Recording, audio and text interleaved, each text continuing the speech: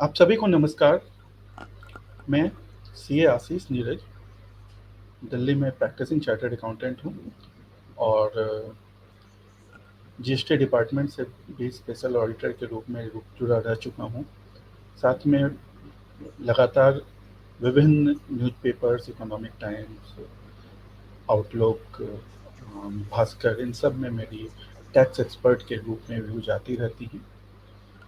मेरे साथ आज सीए संदीप शर्मा जी हैं।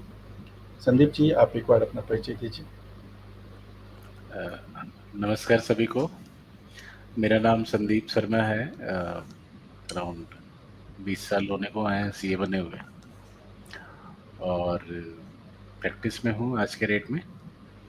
और प्रैक्टिस में मैंने दोनों एस्पेक्ट देखे हैं, इंडस्ट्री का भी एस्पेक्ट देखा है, प्रैक्टिस का भी एस्पेक्ट देखा है। काफ़ी साल तक मैंने इंडस्ट्री में भी रहा, और एक छोटा एक्सपीरियंस है अपने पास। तो आगे की बस बहुत बहुत धन्यवाद आशीष भाई का, जो हम इस डिस्कशन को स्टार्ट कर रहे हैं। इस डिस्कशन के बहाने हम कोशिश करेंगे कि जो रिलेवेंट चीज़ें हैं, इम्पॉर्टेंट चीज़ें हैं, आपके सामने बड़े इजी टर्म्स में, not in technical terms but बड़े इजी टर्म्स में चर्चा के माध्यम से आपके सामने को उसको प्रस्तुत करें, पहुंचाएं, जो कि उसका बेनिफिट ज़्यादा से ज़्यादा आप सभी को। थैंक यू आशीष भाई, थैंक यू सो बिल्कुल। मच। प्लीज तो स्टार्ट। हम लोग आज जब मार्च एंड में बैठे हुए हैं और 31 मार्च जो कि फाइनेंशियल ईयर का क्लोजिंग नज़दीक है, तो सबसे पहले हमें जो सबसे इम्पोर्टेंट टॉपिक ये लगा कि हम इस चीज़ पे डिस्कशन करें कि 31 मार्च का जो हमारा ईयर एंड क्लोजिंग होने वाला है, उससे पहले हमें एज अ बिजनेसमैन क्या-क्या चीज़ों का ध्यान रखना चाहिए, या अगर आप टैक्स कंसल्टेंट हैं तो आपको अपने क्लाइंट्स के लिए क्या-क्या चीज़ों का ध्यान रखना है।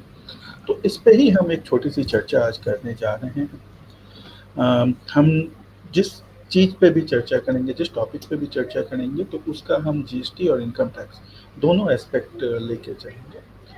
तो जब सबसे पहले संदीप जी हम लोग स्टार्ट करते हैं इनकम टैक्स कॉन्टेक्स्ट से।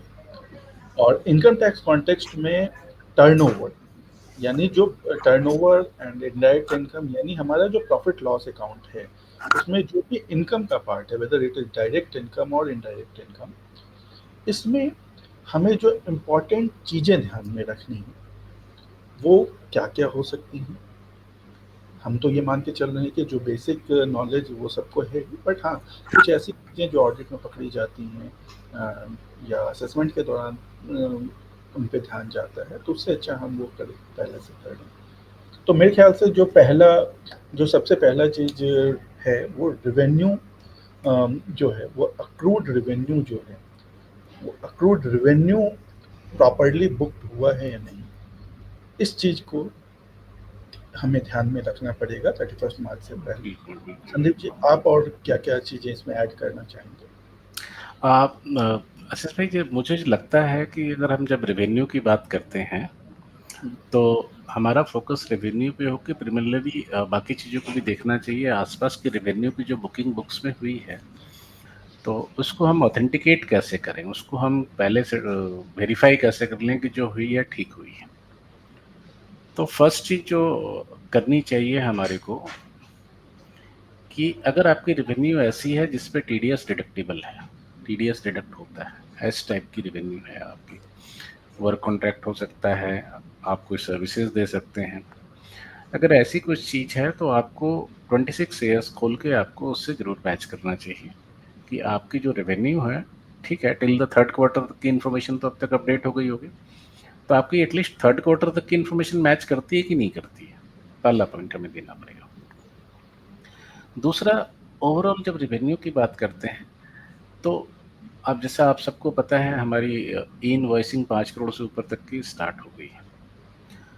आप एक बार अपनी ई इनवॉइसिंग जीएसटी वाली पोर्टल जरूर खोलें। पोर्टल खोल के आप ये जरूर देखें कि आपकी एक्चुअली इनवॉइसिंग कितनी हुई है और आपने कितना बुक किया है। बहुत बार क्या है कि अभी जो नई फंक्शनैलिटी आई है क्रेडिट नोट की, जहाँ पे रिसिपिएंट को एक्सेप्ट करना पड़ता है क्रेडिट नोट, तो वो कोई क्रेडिट नोट वाला एंगल तो नहीं है कि आपने आपने किसी पार्टी को सेल किया, आपने उसको क्रेडिट नोट भी इश्यू किया। तो आपने क्या किया कि सेल करने के बाद जब क्रेडिट नोट इश्यू किया तो आपने तो अपनी टर्नओवर कम कर ली, लेकिन अगले पार्टी ने उसको एक्सेप्ट ही नहीं किया। तो आपको कई टेक्निकलिटीज हैं जो छोटी सी जो तो है जो मैंने आपको बताया उसको जरूर देना चाहिए। बिल्कुल, बिल्कुल। साथ ही साथ अगर थोड़ा सा मैं तो जीएसटी वाले में क्या होता है कि जो नोटिसेस हैं आज के डेट में, आप अपना ई वे बिल का रिपोर्ट भी जरूर निकाल के देखें कि आपने ई वे बिल में खासकर जो आउटवर्ड सप्लाई का जो टोटल कर रखा है, तो आउटवर्ड सप्लाई आपकी टर्नओवर से अगर गुड्स की है तो मैच करती है कि नहीं करती है। क्योंकि ये पॉसिबल है, क्वाइट पॉसिबल है जो हम केसेस देख रहे हैं कि आपने 2 करोड़ की सेल गुड्स की कर रखी है और अगर आप ई वे बिल चेक करें तो 2.5 करोड़ का हो, 3 करोड़ का हो, 5 करोड़ का हो, तो आपको उसकी भी एक रिकंसिलेशन देखनी है, चेक करनी चाहिए। तो ये बेसिकली 3 क्राइटेरिया जो ओवरऑल मुझे लगता है आपको जरूर करनी चाहिए। बाकी आप आशीष भाई कोई ऐड करना चाहें? बिल्कुल, बिल्कुल। इसमें देखिए, जब अगर हम पहले अगर इनकम टैक्स का पर्सपेक्टिव देख रहे थे, आपने बहुत अच्छे-अच्छे पॉइंट बताए और जीएसटी पर्सपेक्टिव से भी बताया। इनकम टैक्स में मुझे के पर्सपेक्टिव से मुझे 2-3 चीज़ें जो और इम्पोर्टेंट लग रही है, जैसे कि 26 एएस कि 26 एएस का रिकॉन्सिलिएशन हमें जी। प्रॉपर्ली करना चाहिए, ताकि हमें ये देखना है कि क्या कोई ऐसी इनकम है जो बुक होने से रह गई है, जो हमारे 26 एएस में आ रही थी। तो हमें उस पे एक करेक्टिव एक्शन लेना है। अगर हम रिकॉन्सिलिएशन कर लेंगे तो कभी-कभी ऐसा भी हो जाता है कि किसी दूसरे पार्टी ने गलती से हमारा पैन चढ़ा दिया। तो अगर वो बिल्कुल ही हमसे रिलेटेड नहीं है तो हम टाइमली उनसे बात करके उस चीज़ को उनसे रिटर्न को रिवाइज़ करवा सकते हैं। करेक्ट। उसके उसके साथ जो हमें एक ध्यान देना है कि बिज़नेसेस में बहुत सारे एडवांस रिसिप्ट होते हैं। तो एडवांस रिसिप्ट कितनी बार ऐसे ही खड़े रह जाते हैं। हम मान लीजिए हमने कभी एडवांस लिया, हो सकता है हमने उन्हें सर्विस दिया, गुड्स दे भी दी हो, बट उसका बुकिंग नहीं हो पाता है। तो अगर एडवांस रिसिप्ट है तो आपको एक बार फिर से उनको वो क्रॉस वेरीफाई करना है कि क्या ये एडवांस एक्चुअली 31 मार्च को खड़े हैं या उससे रिलेटेड गुड्स और सर्विस प्रोवाइड किए जा चुके हैं। तो जी। अगर वो प्रोवाइड किए जा चुके हैं तो आपको उस एडवांस रिसिप्ट के अगेंस्ट में इनवॉइसिंग करके फिर आपको 31 मार्च तक उसका प्रॉपर रिकॉर्डिंग कर लेनी चाहिए। जैसे कि संदीप सर ने बताया कि हमें जीएसटी के पर्सपेक्टिव से क्रेडिट नोट का इम्पोर्टेंट कंसिडरेशंस है। उसी तरीके से जीएसटी के पर्सपेक्टिव से आपको डिस्काउंट का भी एक बहुत इम्पोर्टेंट पर्सपेक्टिव है। Post very sale, good. Pre sale discount, ये एक बहुत ही इम्पोर्टेंट क्राइटेरिया है। मैंने काफ़ी सारे notice pre sale discount and post sale discounts पे बड़े-बड़े नोटिसेज आते हुए देखे हैं, करोड़ों-करोड़ों के डिमांड निकाले गए हैं। तो आपको pre sale discount and post sale discount का प्रॉपर नॉलेज हो के उसको अपने में इनकॉर्पोरेट करना चाहिए। फिर आपको ये देखना है कि हाई सी सेल्स को आपने सही तरीके से अपने जीएसटी में इनकॉर्पोरेट किया है या नहीं। जो आपके इनडायरेक्ट इनकम्स हैं, कमीशन है या कुछ है, उस पे आपने प्रॉपर जीएसटी दी है या नहीं। फिर कितने टाइम आपके पास मेरे ख्याल से रिकवरी फ्रॉम एम्प्लॉयज होते हैं, डिफरेंट पर्पसेस से आप एम्प्लॉयज से रिकवरी करते हैं, तो वहाँ पे भी किसी किसी केस में जीएसटी की लाइबिलिटी आ जाती है। तो मुझे लगता है कि इस चीज़ पे भी आप लोगों को ध्यान देना चाहिए। संदीप जी, एक मैं आपसे एक और चीज़ कहना जी। चाहूँगा या डिस्कस करना चाहूँगा इसी एंगल में कि आजकल जो एक बहुत ज़्यादा stock transfer, cross charge, ISD, इन सब चीज़ों की भी बात आ रही है। तो जब हम 31 मार्च की बात कर रहे हैं तो इस पे क्रॉस चार्ज और स्टॉक ट्रांसफ़र इन सब पे भी क्या-क्या चीज़ें ध्यान रखनी है, उसको भी थोड़ा-सा आप बताएँ? जी। आशीष भाई मैं बस आपके पास आ रहा हूँ। एक पॉइंट और मैं रेवेन्यू में बोलना चाहता हूँ कि बहुत ही ब्यूटीफुल रिपोर्ट निकाली है टीआईएस, एआईएस या टीआईएस आप बोलते हो उसको, दोनों रिपोर्ट आती है। आप उसको जरूर देखें। उसको इसलिए देखें कि बहुत सारी इंफॉर्मेशन वहाँ पे होती है जो कि आप उसको अकाउंट फॉर नहीं करते हैं, वहाँ पे डाटा कैप्चर होती है। चाहे वो इंटरेस्ट से रिलेटेड रहे, चाहे आपकी फॉरेन करेंसी से जो एक्सपेंसेस किया हो या आपने रिसिप्ट किया हो, चाहे और भी तरीके के हैं। तो वहाँ से क्या होता है कि कई बार आपको विजिबिलिटी, कई बार कई चीज़ें आप मिस कर जाते हैं ओवर द पीरियड, लेकिन वो चीज़ें वहाँ पे कैप्चर होने से आपके पास वो इन्फॉर्मेशन रेडीमेड मिल जाती है, आप उसको फर्दर डिग आउट कर सकते हैं और अपने बुक्स ठीक कर सकते हैं। जी। अब मैं नेक्स्ट बात आशीष भाई से बात करूंगा स्टॉक ट्रांसफर की। जो जनरली जो देखा गया है, देखिए स्टॉक ट्रांसफर की जब हम बात करते हैं तो मैं बहुत बड़े की बात नहीं कर रहा, but small and medium type enterprises में सबसे पहले तो आप अपनी अकाउंटिंग जरूर चेक कीजिए। अगर मान लीजिए आपके पास 2 ब्रांचेस हैं, आपके पास दिल्ली और यूपी है, अगर दिल्ली से कोई माल बेचा है यूपी में, या यूपी से आपने दिल्ली भेजा है, लेट सपोज आपने दिल्ली से यूपी माल भेजा है 20,000 रुपए का, तो मेक श्योर कि यूपी में भी 20,000 का ही रिसीव हुआ है। ये जनरली, ये एरर बोलिए, ये गलत अकाउंटिंग बोलिए, या कुछ इशू बोलिए, या नंबर ऑफ ट्रांजेक्शन बहुत ज़्यादा है, रिकन्सिलेशन नहीं टाइमली हो पाती है।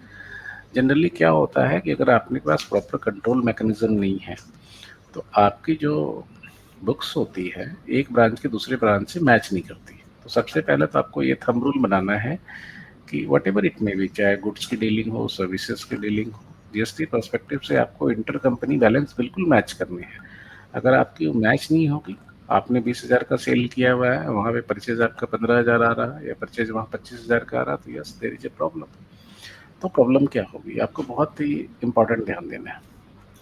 दूसरा, स्टॉक ट्रांसफर में एक दो चीज़ें और भी मैंने देखी है जो, अब आप ये देख लीजिए, कई बार क्या होता है कि सिस्टर कंसर्न्स होते हैं, कई बार चीज़ें होती है। आपने क्या किया कि आपने माल तो भेजा वहाँ पे, आपकी 2 ब्रांच थी, आपके पास एक तीसरा और भी कोई सिस्टर कंसर्न थी, आपने माल तो आप कंपनी ए में ट्रांसफ़र कर रहे हैं, लेकिन आपने क्या किया, सेल कर दिया कंपनी बी से। ये इन जनरल है, देखिए ये बिल्कुल गलत है। क्या होता, लोअर लेवल पे आप एक, अगर आप अपने स्टाफ को विजिबिलिटी नहीं देंगे तो उनको लगता है सारी कंपनियां हमारी है। तो आपकी 2 कंपनी 3 कंपनी, तो आपने तो माल भेजा था एक ए टू ए पे, एक है दिल्ली ब्रांच से, एक है यूपी ब्रांच में गया, लेकिन बी कंपनी में यूपी में थी, तो उसने क्या किया वहां से, सिंस आप दोनों कंपनी में सेम काम कर रहे, तो उसने उठा के सेल वहां से कर दिया। ये कॉमन मिस्टेक्स है, आपको बहुत ध्यान देना है। आपको, जब हम स्टॉक ट्रांसफर की बात करते हैं, चीजें करते हैं, तो आप में से बहुत लोग ऐसे होंगे कि हम अपने स्टॉक की रिपोर्ट सबमिट करते हैं बैंक में, अगर आपने सीसी लिमिट लिया हुआ है, चीजें की हुई है।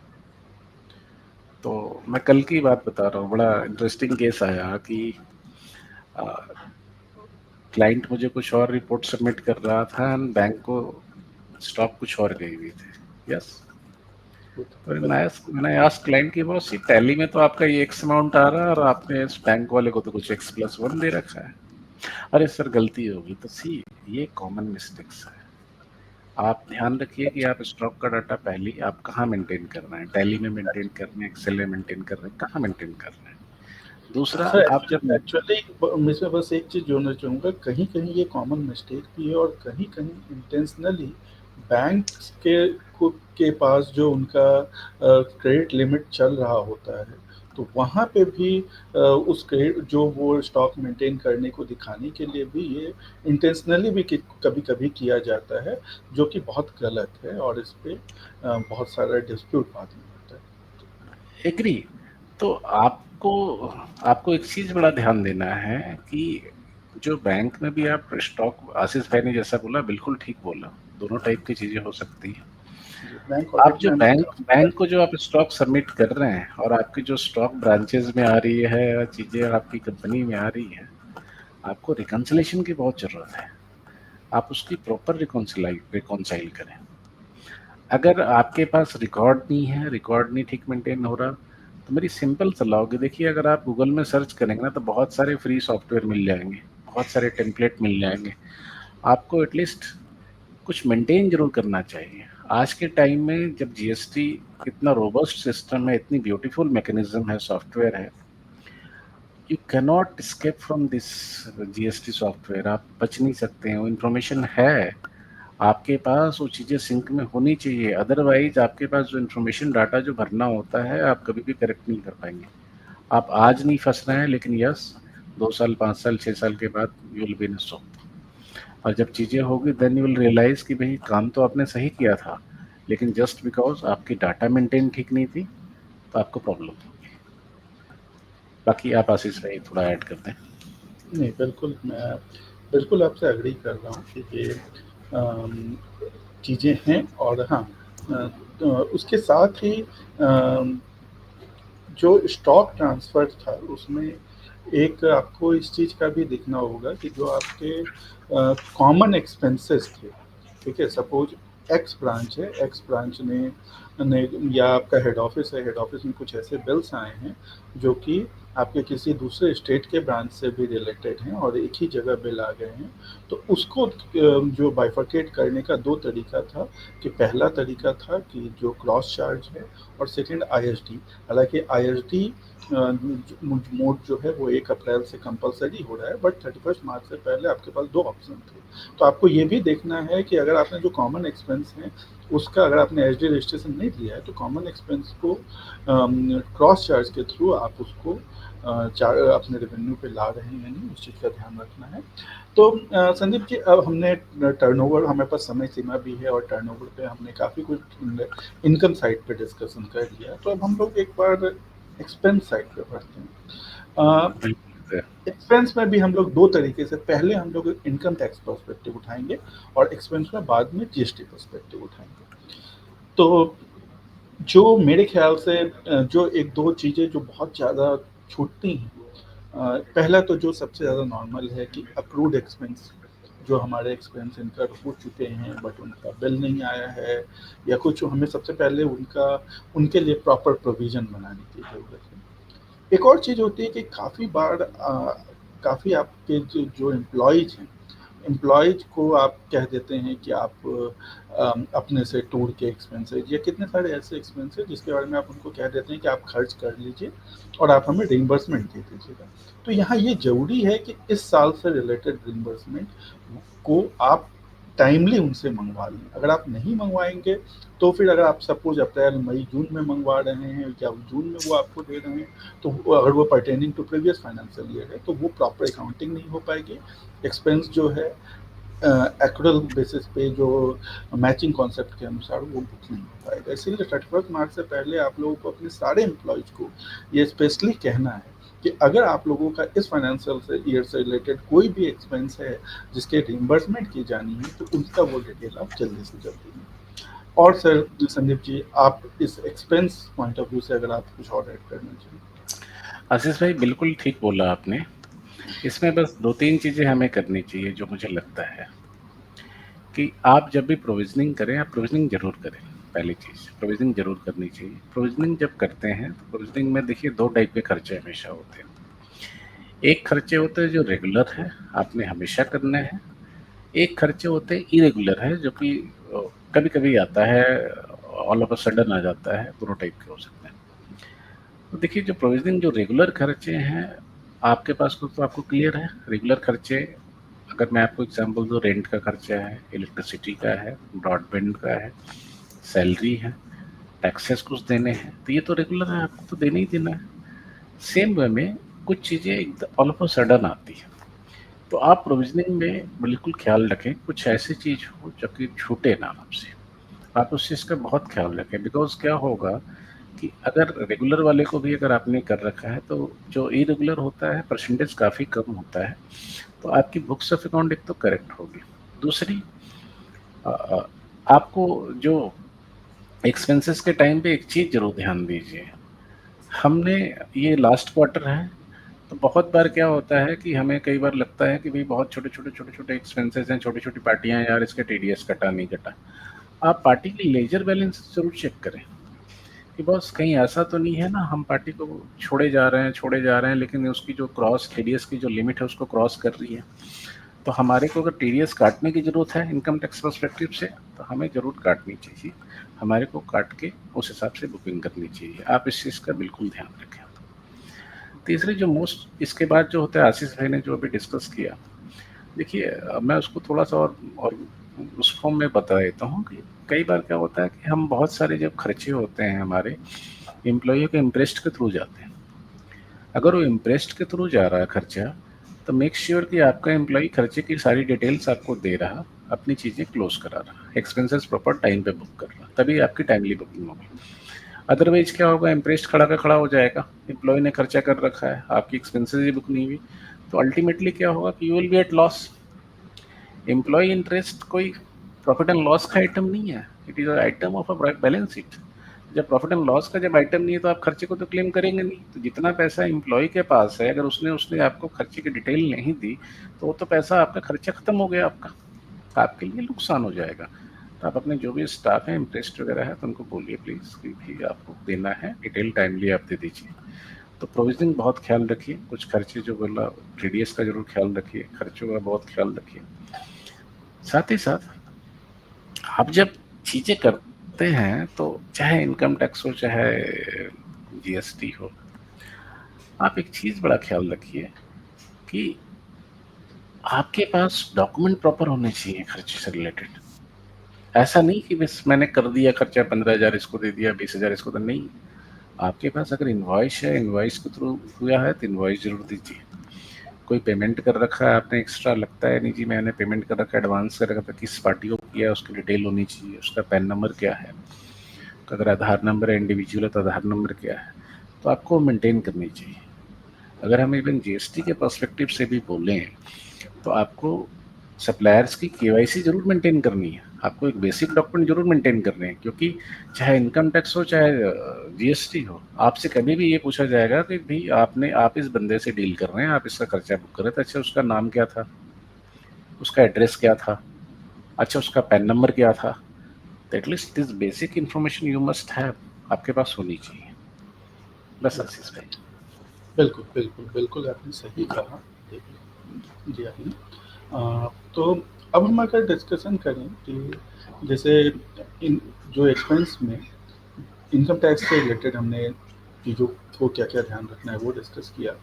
अगर हम जीएसटी के पर्सपेक्टिव से देखें तो कुछ चीज़ें जो ध्यान में रखने वाली है वो मैं एक बार कुछ चीज़ों की मैं चर्चा कर देता हूँ और संदीप भाई उसके बाद अगर मेरे मुझसे कुछ छूटेगा तो आपसे रिक्वेस्ट करूँगा कि ऐड ऑन कीजिएगा। जो सबसे पहला चीज़ है कि आपका जो भी आपने एक्सपेंस को का इनपुट लिया है वो टू बी में प्रॉपर्ली रिफ्लेक्टेड है या नहीं, इस चीज़ की आपको ध्यान में रखनी है। Import of goods, import of goods के थ्रू अगर आपको कोई इनपुट मिल रहा है वो प्रॉपर्ली आ रहे हैं या नहीं आपके बुक्स में, क्योंकि कभी कभी ऐसा भी होता है कि बिल ऑफ एंट्री के बेसिस पे आपके पास इनपुट अवेलेबल रहता है बट टू बी वगैरह में वो लेट से कभी कभी रिफ्लेक्ट होता है। तो इन चीज़ों को इम्पोर्ट ऑफ गुड्स से रिलेटेड इनपुट्स को ध्यान रखने की ज़रूरत है। आपको ध्यान रखनी है कि आपने कोई ब्लॉक क्रेडिट तो नहीं ले लिया। अगर आपने कोई ब्लॉक क्रेडिट ले लिया है तो उसका रिवर्सल आपको करना है। फिर अगर आपने नॉन जीएसटी, अगर आपका जो रेवेन्यू था, रेवेन्यू में अगर नॉन जीएसटी या निल रेट वाले टर्नओवर वाले अगर यानी आपका कुछ ऐसा टर्नओवर था जो नॉन या निल रेट था तो प्रोपोर्शनेटली फिर आपको यहाँ पे भी जो आपने इनपुट लिए हैं उन इनपुट को आपको रिवर्स करना पड़ेगा का in the basis of taxable turnover and non taxable turnover. ये कहीं कहीं कितने लोग गलती करते हैं कि वो कुछ नॉन टैक्सेबल टर्नओवर होते हुए भी सारा इनपुट ले लेते हैं, जो कि बिल्कुल गलत है। इसको आपको ध्यान रखना है। फिर आपको एक और बहुत इम्पोर्टेंट केस जहाँ पे खासकर ये मैन्युफैक्चरिंग कंसर्न में होती है, जैसे जब हमारे पास कोई इनपुट का कंडीशंस होता है कि goods must have been received by us, but मान लीजिए कि आपके प्लांट नोएडा में है और रिलायंस जामनगर से आपने कोई माल खरीदा। मान लीजिए 28 मार्च को वो गाड़ी वहाँ से चली, 28 मार्च को वहाँ से गाड़ी चली, बिलिंग 28 मार्च को हो गया बट वो आपके पास पहुँचा 5 अप्रैल को। तो जब वो 5 अप्रैल को पहुँचा तो भले ही वो पिछले मंथ के आपको 31 मार्च से पहले टू बी में रिफ्लेक्ट हो गया, बट चूंकि वो गुड्स अभी तक आपके पास रिसीव नहीं हुए हैं, it is goods in transit, तो देयरफॉर आप उस गुड्स पे प्रॉपर इनपुट नहीं ले सकते हैं। क्यों? क्योंकि इनपुट का एक one of the important consideration है कि goods must have been received. So 31 March तक अगर आपके पास वो रिसीव नहीं हुए हैं, तो सेम मंथ में आप उसका इनपुट नहीं ले सकते हैं, उसको आपको जो आजकल रिक्लेम लेजर है, उसके थ्रू डिफ़र करना पड़ेगा। तो ये मेरे ख्याल से कुछ चीज़ें हैं। संदीप जी, आप कुछ और पर्सपेक्टिव अगर डालना पर चाहेंगे इनपुट के आशीष पॉइंट। भाई, बहुत ब्यूटीफुली एक्सप्लेन कर दिया आपने, ज़्यादा कुछ बचा नहीं। बस एक सिंगल पॉइंट मैं ऐड करना चाहूँगा जो कि आजकल बहुत चल रहा है और आपको ध्यान देना चाहिए। आप जब अपनी एक्सपेंसेस को बुक करते हैं, चीज़ें करते हैं, तो आप अपनी पार्टी लेजर को ज़रूर खंगाल लीजिए। कोई ऐसी पार्टी तो नहीं है जिसको 6 महीने से ज़्यादा का पेमेंट हमने डिले कर रखा है। आपको ध्यान देना है कि उनको इनपुट क्रेडिट अगर है, ले रखा है आपने, तो आपको उसको रिवर्स करना है और रिवर्सल की एंट्री आपको पास करनी पड़ेगी।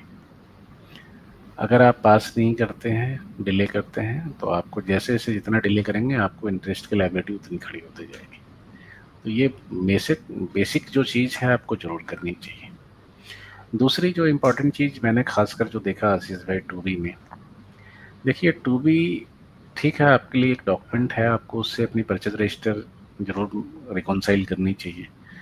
लेकिन टू बी में बहुत बार ऐसा होता है कि कुछ ऐसे इनपुट आ जाते हैं जो कि आपके रिलेटेड नहीं है, आपसे कहीं से कोई मतलब नहीं है। मैंने बहुत बार देखा है ये। कभी जैसे आप चले गए हैं कहीं पे या किसी को नंबर किसी ने दे दिया, तो रिफ्लेक्ट हो जाता है। तो सर, जो आपका नहीं है वो आपका नहीं है। ज़्यादा आप अपने आप को उस मृग तृष्णा में या लालच में ना पड़ लिया कि भाई जो आ गई टू बी में तो मुझे लेना ही लेना है। मेक श्योर कि जो आपका नहीं है वो आपका नहीं है और आपको उसको नहीं लेना है। द मोमेंट आप ऐसी इनपुट का ले लेंगे जो चीज़ आपका नहीं था, आपने उसकी एक्सपेंस बुक कर लिया, आपने उसका क्रेडिट ले लिया, तो आप प्रॉब्लम में रहेंगे। आपको उसके लिए एक्सप्लेनेशन देनी पड़ेगी, चीज़ें करनी पड़ेगी। तो टू बी में बी वेरी केयरफुल। आपसे रिलेटेड इनपुट है, आपका इनपुट है तभी लें।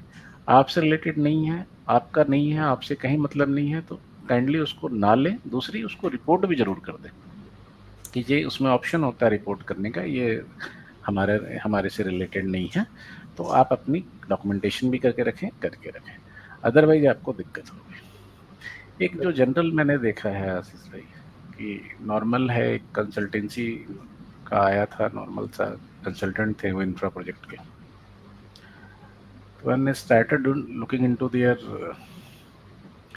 expense side, तो बहुत सारी चीज़ें ऐसी थी जो प्रोपोर्शनेटली मैच ही नहीं करता है। आप एक एक्सपेंस मान लीजिए 100 रुपये है, आप उसमें बता रहे हो जी मैंने 90 रुपये की सैलरी दे दी है, या मेरी 70 रुपये की कंसल्टेंसी बाकी चीज़ों की जा रही है, तो आप उसको ज़रूर देखिए।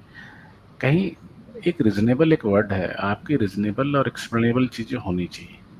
आप कहीं कुछ ऐसा काम तो नहीं कर रहे हैं, कुछ ऐसी चीज़ें तो नहीं बुक कर रहे हैं, एक्सपेंसेस में चीज़ें तो नहीं कर रहे हैं जो कि रीज़नेबल नहीं है, अनएक्सप्लेनेबल है। अगर हैं चीज़ें, लगता है कि यस बिजनेस है, हो सकता है, मना नहीं है, चीज़ें हो सकती है, आप उसकी प्रॉपर एक एक्सप्लेनेशन को डॉक्यूमेंट करके रखें, क्योंकि वो एक्सप्लेनेशन, वो चीज़ें आपको इन फ्यूचर काम आएगी।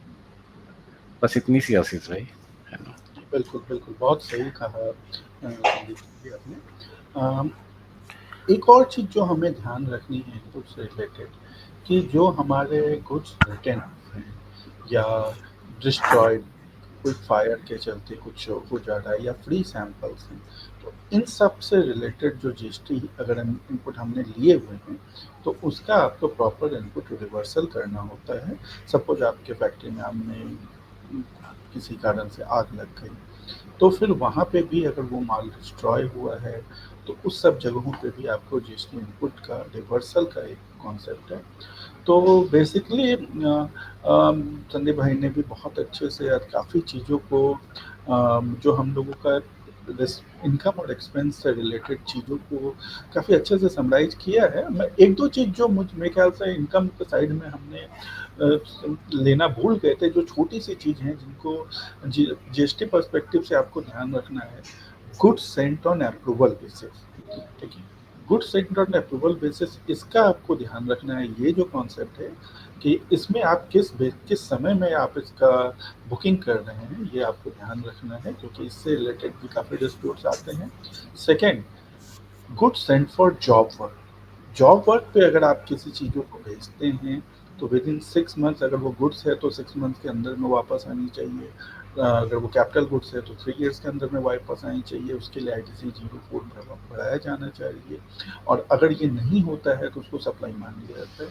तो इन चीज़ों पे भी आपको 31 मार्च से पहले ही ध्यान देना है, ताकि आपका रेवेन्यू साइड में और एक्सपेंस साइड में कोई गलती ना हो। तो संदीप भाई, हम लोगों ने काफ़ी कुछ एक्सपेंस और रेवेन्यू से रिलेटेड चर्चा की। अब हम लोग क्विक एक अगले 5-10 मिनट में एसेट्स एंड लायबिलिटीज साइड, उन सब उन दोनों में जो इम्पोर्टेंट चीज़ें हैं उनको करके हम लोग कंक्लूड करेंगे। आशीष भाई, मेरी ना एक रिक्वेस्ट होगी जी। कि आज एसेट्स लायबिलिटी को नहीं छूते हैं, आज हम रेवेन्यू और एक्सपेंसेस को ही लाते हैं। ओके। मैं आपको छोटी छोटी सी चीज़ें और बता देता हूँ, ऐड ऑन कर देता हूँ। मुझे लगता है कि जो भी व्यूअर होंगे, जो भी सुनना चाहते हैं या इस वीडियो का बेनिफिट लेना चाहते हैं, उनको जरूर देखना चाहिए, खासकर रेवेन्यू से रिलेटेड और एक्सपेंसेस से रिलेटेड। जी। अगर आप रेवेन्यू में देखेंगे तो देखिए, आपको एक चीज़ ध्यान देना पड़ेगा कि गवर्नमेंट ने आईएसडी का रजिस्ट्रेशन मैंडेटरी कर दिया है। अगर आपके मैंडेटरी जीएसटी रजिस्ट्रेशन है तो, है ना, 1 अप्रैल से मैंडेटरी है। पहली पॉइंट, अगर आप लोगों ने आईएसडी का रजिस्ट्रेशन नहीं करा रखा है, आपको आपको लगता है कुछ कॉमन सर्विसेज ऐसी हैं, आप एक जगह लेते हैं, मल्टीपल जीएसटी रजिस्ट्रेशन है, तो फर्स्ट ऑफ ऑल फटाफट आप जाके आईएसडी का रजिस्ट्रेशन जरूर कराएं, बिकॉज जो क्रॉस चार्जेस वाला कॉन्सेप्ट खत्म हो गया। अब आपको आईएसडी का रजिस्ट्रेशन लेना ही लेना पड़ेगा, पहला पॉइंट। और मेक श्योर से जब आईएसडी का रजिस्ट्रेशन लेना पड़ता है, लेना स्टार्ट करेंगे, तो जो सप्लायर्स हैं उसको भी कम्युनिकेट करें, सो दैट बिलिंग आपका आईएसडी का रजिस्ट्रेशन नंबर पे ही करें। ये आपको ध्यान रखना पड़ेगा पहले। दूसरा, बहुत बार रेवेन्यू मैंने देखा है, खासकर एक्सपोर्ट ऑफ सर्विसेज में देखा है, आपको एक चीज ध्यान देना पड़ेगा, एक्सपोर्ट ऑफ सर्विसेज में आपने टैक्स जीएसटी कब नहीं देनी है, जब आपका एलयूटी आपने अप्लाई कर रखा है। मैंने बहुत केसेस ऐसे आए हैं मेरे पास, जो कि एक्सपोर्ट ऑफ सर्विसेज कर रहे हैं लेकिन एलयूटी अप्लाई नहीं कर रखा है, बिना पेमेंट के कर दिया जीएसटी का उन्होंने, एलयूटी अप्लाई नहीं कर रखा था। आप ऐसी गलती ना करें। अगर आपने एलयूटी नहीं अप्लाई कर रखा है तो मेक श्योर कि आप नेक्स्ट ईयर के लिए कर रहे हैं अप्लाई। इस साल नहीं कर रखा है तो उसको कैसे बुकिंग करनी है, अपने एक सीए कंसल्टेंट जो भी, उनसे बात करें कि आपको कैसे बुकिंग करनी है, कोई लायबिलिटी बनती है तो आपको कैसे पे आउट करना है। अगर आप जब एक्सपोर्ट कर रहे हैं, एलयूटी के लिए अप्लाई कर रहे हैं, तो उसकी एक बेसिक कंडीशन होती है, आपको डीजीएफटी की वेबसाइट में जाके इम्पोर्ट एक्सपोर्ट कोड भी लेना के लिए भी अप्लाई करना पड़ेगा।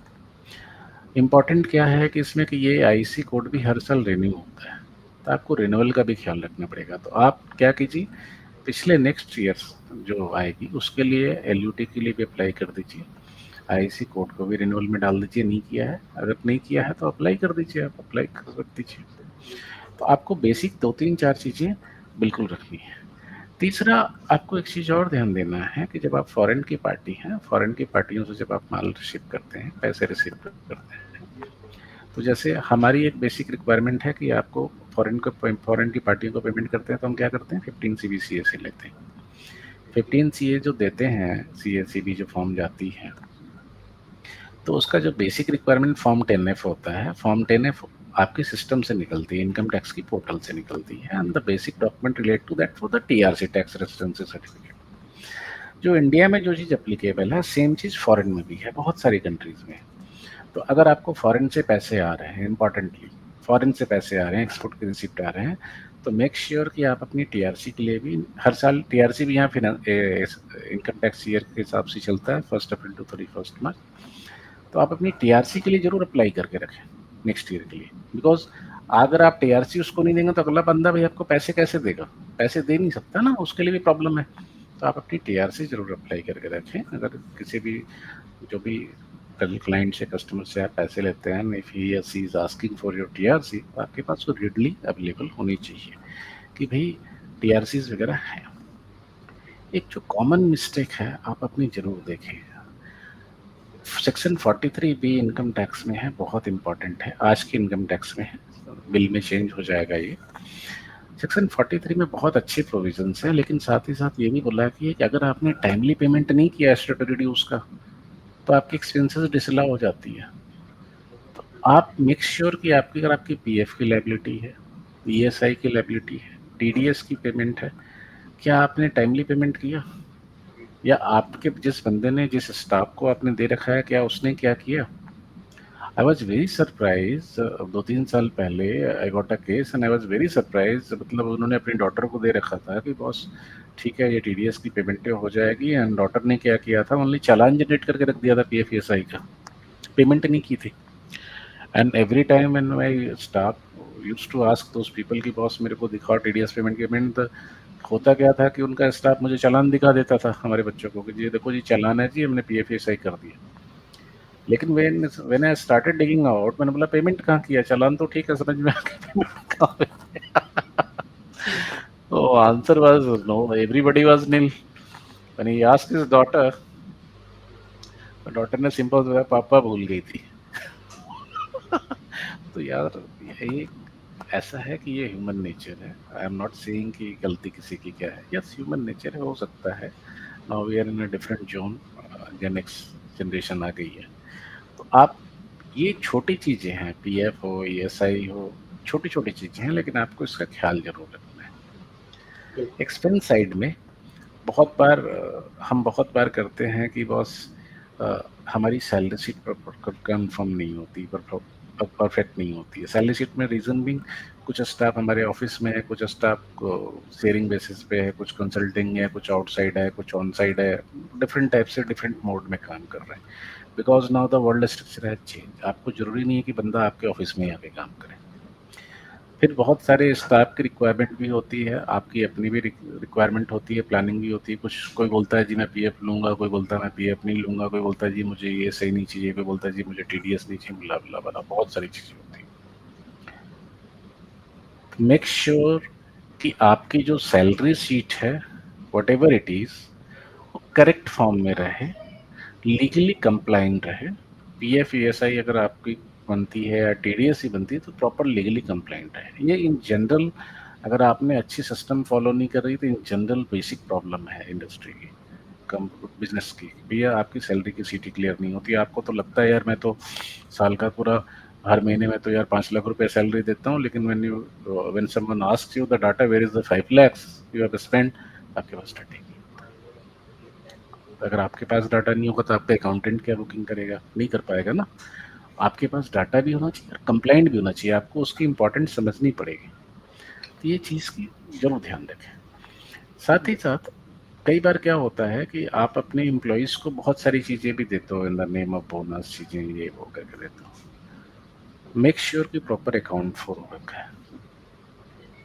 बहुत बार होता है कि आपने कई बार दिया, कई बार लगता है कि जी 4 स्टाफ को दे रहे हैं, 2 को नहीं दे रहे हैं, तो क्या सोचेगा, तो हमने किसी और हेड में बुक कर दिया, बाकी चीज़ें कर दिया। लेकिन यस, उसकी इनकम टैक्स में भी इम्प्लीकेशन है, टीडीएस को लेकर जीएसटी में भी इम्प्लीकेशंस है। तो आपको कुछ चीज़ें बड़ी ध्यान रखनी पड़ेगी। आपको जो सिस्टम है, सिस्टम बेसिकली ओवरऑल मेरा कहने का है कि मतलब है कि अगर आपकी जो सिस्टम है, जो खासकर डाटा फ्लो वाली जो सिस्टम है, एक्सपेंसेस की या रेवेन्यू की, जो आपके अकाउंटेंट या उस कंसर्न बंदा जो आपकी अकाउंटिंग कर रहा है उसके पास, आप मेक श्योर कि उसके पास डाटा फ्लो करेक्ट हो, टाइमली हो और पूरी हो। बिल्कुल। करेक्ट हो, टाइमली हो और पूरी हो। अगर बिल्कुल। आप उसको पूरा डाटा नहीं देंगे, टाइम पे नहीं देंगे, करेक्ट डाटा नहीं देंगे, तो उसके पास भी बहुत ज़्यादा कुछ नहीं होता है करने के लिए। बिल्कुल। तो आप ये 2-3 बातों का ज़रूर ख्याल रखें। बस यही था आशीष भाई। मुझे लगता है कि आज का लास्ट एक वीडियो चीज़ लास्ट एक जी, एक चीज़ मैं ऐड करना चाहूँगा, चूँकि हम इनकम एक्सपेंस से रिलेटेड बात कर रहे हैं। जी, जी। काफ़ी टाइम एक ऐसा चीज़ होता है कि जो मीडियम या स्मॉल एंटरप्रेन्योर्स होते हैं, डायरेक्टर्स होते हैं, तो वो कोई एक्सपेंस कंपनी के नाम पे बिल तो ले लेते हैं, बट वो पेमेंट अपने क्रेडिट कार्ड से कर देते हैं। करेक्ट। उन्होंने क्रेडिट कार्ड से पेमेंट कर दिया, मान लीजिए फरवरी मार्च में, तो अब वो बिल तो दे देते हैं अपने अकाउंटेंट को, अकाउंटेंट उसकी बिल की एंट्री कर लेता है, बट उसका पेमेंट खड़ा रह जाता है। और अगर आपने टाइमली अपने स्टाफ को ये नहीं बताया कि ये क्रेडिट कार्ड से पेमेंट हुआ हुआ था, तो एज ऑन 31 मार्च वो फिर बिल ड्यू दिखता रहेगा। तो जो जहाँ पे आप अपना एज एन जो एंटरप्रेन्योर या डायरेक्टर, अगर आप पर्सनल क्रेडिट कार्ड भी यूज कर रहे हैं बिजनेस पर्पस के लिए, तो एक इस चीज़ का भी आप ध्यान रखा कीजिए कि आपने उसकी प्रॉपर एंट्री करवा दी। तो thank you very much Sandeep ji, हम लोगों ने आज बहुत सारे रेवेन्यू और एक्सपेंस से रिलेटेड चीज़ों पर डिस्कशन की। समय के अभाव के चलते आज हम एसेट्स और लायबिलिटीज, ये भी एक बहुत बड़ा टॉपिक है जिस पे हम लोग इनमें क्या चीज़ें 31 मार्च के पॉइंट ऑफ व्यू से या बुक्स क्लोजिंग के पॉइंट ऑफ व्यू से ध्यान में रखनी है, उस पर हम चर्चा नहीं कर पाए। हम लोग बहुत जल्द ही एक अपना जो नेक्स्ट एपिसोड है उसके साथ आएंगे, और उसमें हम लोग इस चीज़ पे, जैसे आज इनकम और एक्सपेंस साइड पे जीएसटी और इनकम टैक्स पर्सपेक्टिव से आज हमने चर्चा की, वैसा ही चर्चा हम एसेट्स और लायबिलिटीज के डिफरेंट कंपोनेंट के पॉइंट ऑफ व्यू से, बहुत जीएसटी एंड इनकम टैक्स के पर्सपेक्टिव से करेंगे। तो थैंक आप यू आशीष भाई, बहुत अच्छी डिस्कशन रही, बड़ा अच्छा लगा आपके साथ बात करके, है ना। और आई मुझे होप भी काफ़ी सबको अच्छा भी लगा। अच्छा लगेगा और काफी बेनिफिशियल रहेगा। बिल्कुल बहुत बिल्कुल। बहुत धन्यवाद आपका। Thank thank you. Thank you.